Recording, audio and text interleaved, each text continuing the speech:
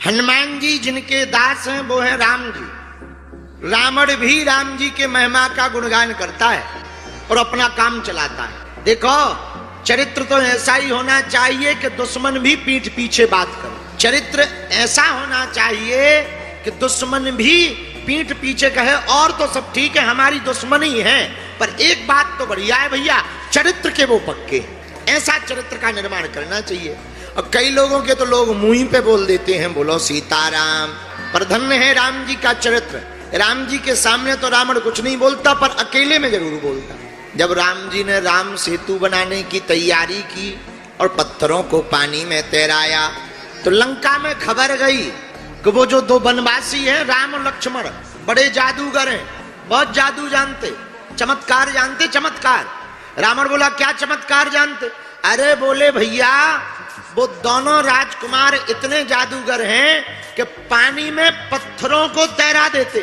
तो लंका की सेना आपस में बैठी, पूरी सेना, तो सब आपस में मंत्रणा करने लगे, विचार करने लगे कि भैया जब वो जादू के मंत्र के बल पर पानी में पत्थर तैरा सकते हैं और धोखे से अगर वो लंका आ गए तो पत्थर बरसवा भी सकते हैं। तो एक सैनिक बोला अगर बरसवाएंगे तो सब मर जाएंगे, ये राजा तो कुछ नहीं करने वाला, एक काम करो पार्टी बदल लो।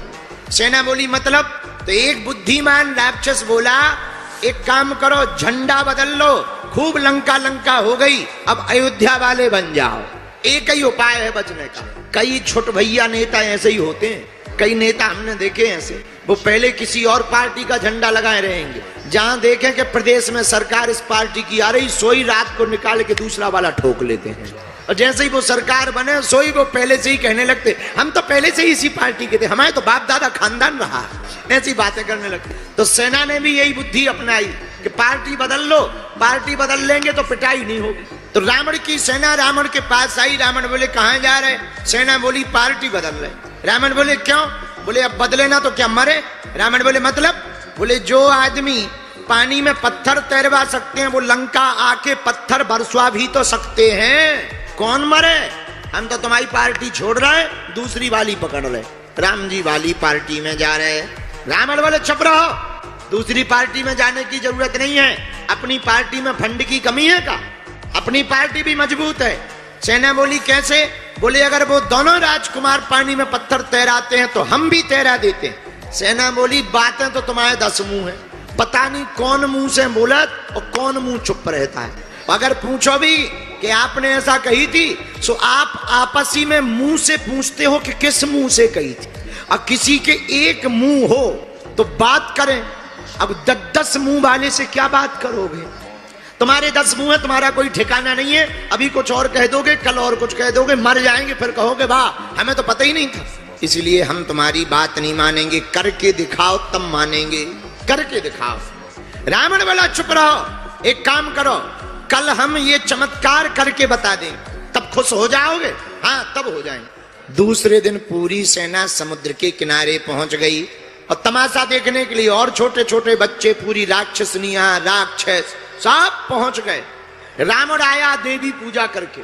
रावण बोला लाओ पत्थर, अभी पानी में तैरा के बताते। सेना ने सोचा कि राम जी ने अगर 50 किलो का पत्थर तैराया तो अपन 500 केजी का ले चलो। 50 का क्या ले जाना, 500 केजी का ले चलो। अब राक्षस तो राक्षस भारी भारी पर्वत उठा के ले आए और धर दिया। रावण को पसीना आ गया। छोटे मोटे पत्थर को कोई ट्रिक दिखाकर 20 हाथ है नीचे से पानी में से कोई हाथ लगाकर तैरा भी देते, पर 500 केजी के पत्थर को कौन तैराएगा? सेना बोली देर ना करो, पसीना आ रहा है, जल्दी तैराओ, नहीं तो हम लोग जाएं पार्टी बदले। रावण बोले चुप रहो। रावण ने पत्थर उठाया, जितने मंत्र जानता था रावण सब मार दे। हे देवी माता आज लाज बचा लियो, हे भगवती आज हमारी नाक बचा लेना। देवी माता बोली तेरी नाक एक हो तो बचाए, 10 नाक अब 10 नाक को कौन बचाए, एक नाक हो तो बचाए। पर रावण प्रार्थना कर रहा हे देवी माता बचा लेना। जैसे ही हाथ में पत्थर उठाया भैया और पानी में डाला तो ऐसे डुब उड़ गया जैसे जन्मों का प्यासा हो ये, और पानी में पत्थर डूब गया।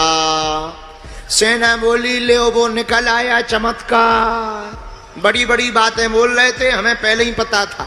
रावण को भी पसीना आ गया, पर रावण ने 10 सिर डाले पानी में, और ना जाने रावण क्या बुदबुदाया, और जैसे ही वो बुदबुदाया मारे आवेश के उसने हाथ पांव फटकारे, और ऐसा चमत्कार हुआ कि जो पानी में पत्थर डूब गया था, जमीन में पहुंच गया था, वो एक क्षण में ऊपर आ गया। सेना खुश हो गई, सब ताली बजाकर जय जयकार करने लगे। बोले भैया राम जी चमत्कारी हैं, अगर पानी में पत्थर तैरा देते तो अपने राजा भी कम नहीं है, पानी में पत्थर तैरा देते।